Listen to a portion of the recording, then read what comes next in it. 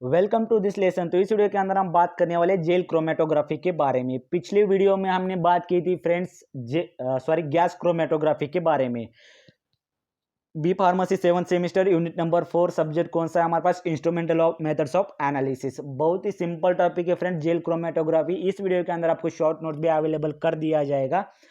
अगर आपने अब तक हमारे यूट्यूब चैनल को सब्सक्राइब नहीं किया तो प्लीज़ ज़रूर सब्सक्राइब करना, बिकॉज हम जब भी वीडियोस अपलोड करेंगे तो उसकी नोटिफिकेशन पहले आपको मिलेगी और आप इजीली हमारी वीडियोस देख सकते हो। तो जेल क्रोमेटोग्राफी को हम और क्या कह सकते हैं? साइज एक्सक्लूजन क्रोमेटोग्राफी एसईसी भी कह सकते हैं, या फिर जेल परमिएशन क्रोमेटोग्राफी जीपीसी भी कह सकते हैं, या फिर जेल फिल्ट्रेशन क्रोमेटोग्राफी जीएफसी भी हम उसे कहते हैं। ओके, नेक्स्ट देख लीजिए इसका प्रिंसिपल। बहुत ही इंपॉर्टेंट पॉइंट है फ्रेंड्स, प्रिंसिपल। तो प्रिंसिपल क्या है अच्छे से समझ लीजिए प्रिंसिपल को। Principle of gel filtration chromatography as a method that separates molecule according to their size and shape. तो हमें क्या मतलब इसका प्रिंसिपल क्या कहता है कि हमें सेपरेट करना है मॉलिक्यूल को, किसके बेसिस पे? उसके साइज एंड शेप के बेसिस पे। ओके, साइज एंड शेप के बेसिस पे हमें मॉलिक्यूल्स को सेपरेट करना है। ये जेल क्रोमेटोग्राफी का प्रिंसिपल। आप सेपरेट कैसे करेंगे, कौन सा क्या इंस्ट्रूमेंट उसके अंदर लगते हैं, उसके बारे में पूरे डिटेल में जानकारी ले लेते हैं। फर्स्ट ऑफ ऑल आप क्या कीजिए, यहाँ पर एक एग्जांपल दिया गया है, एग्जांपल देख लीजिए। Large molecules can not enter the beds. मतलब हम जेल क्रोमेटोग्राफी किसके किसके थ्रू करेंगे? जो बीड्स होते हैं, BEADS, बीड्स यानी नेट लाइक स्ट्रक्चर होता है फ्रेंड्स। बीड्स मतलब एक नेट लाइक स्ट्रक्चर होता है। तो उस नेट लाइक स्ट्रक्चर के अंदर जो भी हमारे मॉलिक्यूल्स है जाकर वहां पर अटैच, मतलब उसके अंदर जाके अटैच हो सकते हैं। मतलब जो लार्ज मॉलिक्यूल्स है वो can not enter the beds. जो लार्ज लार्ज मॉलिक्यूल्स होते हैं वो बेड्स के अंदर इंटर नहीं होते, और जो स्मॉल मॉलिक्यूल्स है फ्रेंड्स वो क्या करेंगे? बेड्स के अंदर इंटर करेंगे। यहां पर देख लीजिए, जो रेड कलर के यहां पर दिख रहे हैं आपको मॉलिक्यूल्स, वो लार्ज मॉलिक्यूल है, और जो ब्लू कलर के दिख रहे हैं वो स्मॉल मॉलिक्यूल्स है। ओके, और जो स्मॉल मॉलिक्यूल्स है ब्लू कलर के, तो वो देख लीजिए यहाँ पर नेट के अंदर इंटर नेट के अंदर इंटर किया है उन्होंने, और जो लार्ज मॉलिक्यूल है वो साइड से यहाँ से बाहर निकल कर आ रहे हैं। ओके, तो ये इसका प्रिंसिपल, यानी हमको जो मॉलिक्यूल्स है मॉलिक्यूल सेपरेट करना है किसके थ्रू? जो बीड्स होते हैं, BEADS, बीड्स होते हैं। ओके, बीड्स के अंदर क्या है? जो स्मॉल मॉलिक्यूल्स है फ्रेंड्स वो बीड्स के अंदर इंटर हो जाएंगे। उसके वजह से वो लेट, मतलब बाद में बाहर आ जाएंगे, मतलब रिसीवर में बाद में आ जाएंगे, पहले लार्ज मॉलिक्यूल हमें मिल सकते हैं। ओके, तो ये इसका प्रिंसिपल। यहाँ पर भी देख लीजिए, सेम एग्जांपल यहाँ पर दिया गया है फ्रेंड्स। कुछ रेड मॉलिक्यूल और कुछ ब्लू मॉलिक्यूल है। रेड मॉलिक्यूल जो है बीड्स के अंदर इंटर करते हैं, और जो यहाँ पर देख लीजिए, जो ब्लू मॉलिक्यूल्स बीड्स के अंदर इंटर करते हैं, और जो रेड मॉलिक्यूल्स है तो रेड मॉलिक्यूल्स इल्यूट हो जाते हैं फर्स्टली। ओके, फर्स्ट यहाँ पर इल्यूट होते हैं रेड मॉलिक्यूल्स। तो सेम एग्जाम्पल है इसका, कोई चेंज नहीं है इस एग्जाम्पल के अंदर। जेल क्रोमेटोग्राफी, चलो जेल क्रोमेटोग्राफी के बारे में देख लेते हैं। जेल क्रोमेटोग्राफी क्या है? Simple dissolve in mobile phase and carry to the column.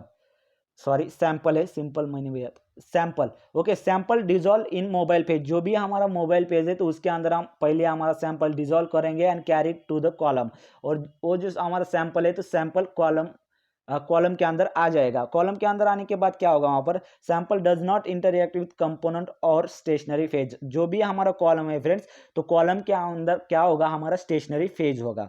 Okay, और जो भी हमारा सैंपल है तो सैंपल स्टेशनरी फेज से इंटरेक्ट नहीं होगा। ओके, नेक्स्ट देख लीजिए हमारा सॉरी थर्ड पॉइंट देख लीजिए, THF dimethyl formamide toluene chloroform solvent. जो सॉल्वेंट कौन कौन से हमारे पास? तो यहाँ पर सॉल्वेंट दिया गया है, देखो THF dimethyl formamide toluene chloroform, ये जो है हमारे सॉल्वेंट है friends. Okay, degassers remove dissolve gases to eliminate bubble formation. जो भी बबल फॉर्मेशन यहाँ पर फॉर्म हो चुके हैं फ्रेंड्स, उसे इलिमिनेट करेगा कौन? ये डिगैसर। पंप क्या करेगा? Maintain the optimum flow rate. जो भी हमारा पंप है तो वो क्या करेगा? जो भी हमारा मतलब मेंटेन करेगा, फ्लो रेट को मेंटेन करेगा। ओके, पंप हमारा। Separation on the basis of molecular size. तो आज सेपरेशन किसके बेसिस पे होगा? तो मॉलिक्यूलर साइज के बेसिस पे यहाँ पर सेपरेशन होगा। Separated component pass through the detector and the signals recorder.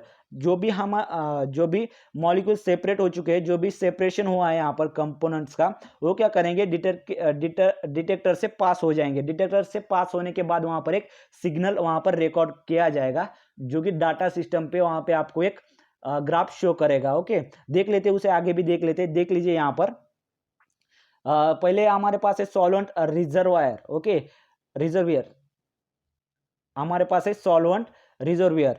Next देख लीजिए यहाँ पर पंप अवेलेबल है, सैंपल इंजेक्शन है, कॉलम है, डिटेक्टर है, और लास्ट हमारे पास डाटा स्टेशन है।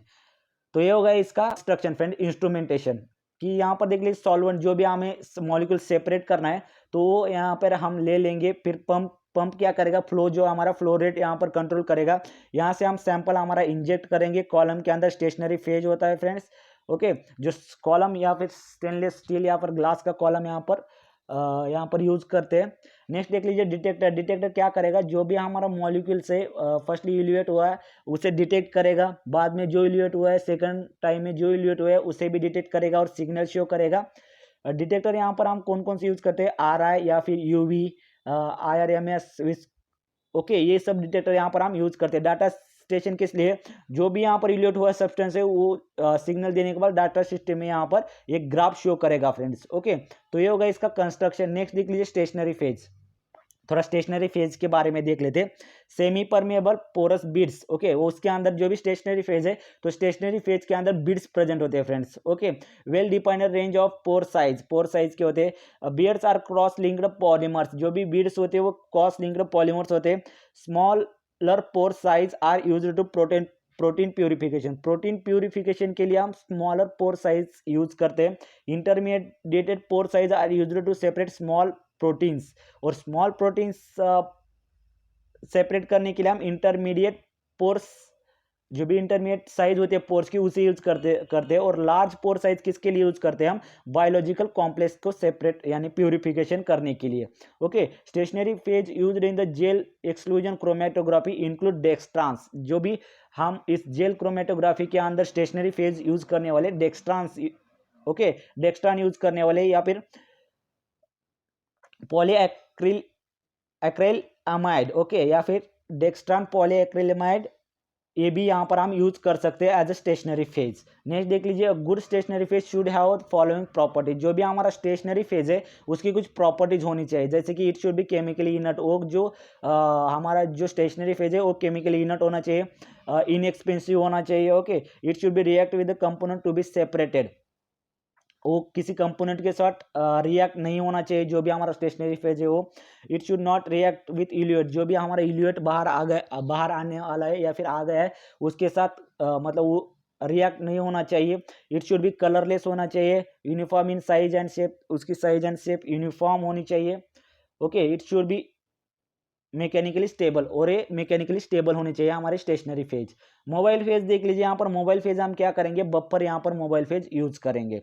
Okay, the mixture of biomolecules dissolve in buffer. जो भी बायोमोलिक्यूल्स है हमारे, जो भी बायोमोलिक्यूल्स का मिक्सचर है, अगर हम वो बफर के अंदर उसे डिजॉल्व करेंगे तो उसे हम सैंपल कहते हैं।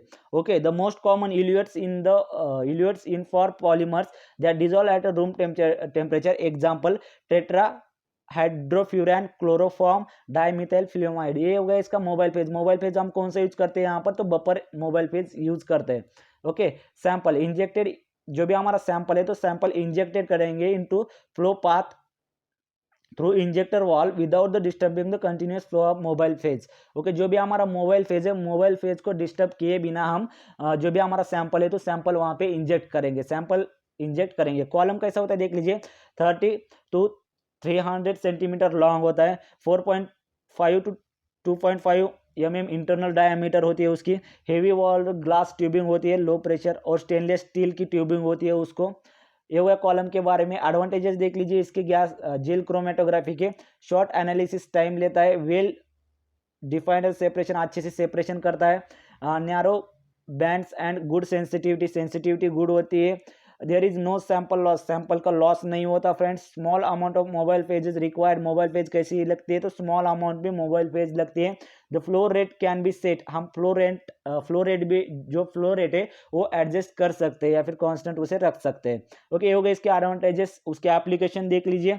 जेल क्रोमेटोग्राफी हम किसके लिए यूज करते हैं तो प्रोटीन प्योरिफिकेशन के लिए, मॉलिक्यूलर वेट डिटर्मिनेशन करने के लिए, या फिर सेपरेशन, शुगर का सेपरेशन करने के लिए, या फिर प्रोटीन का सेपरेशन, पेप्टाइड का सेपरेशन करने के लिए हम इस टेक्निक का यूज कर सकते हैं।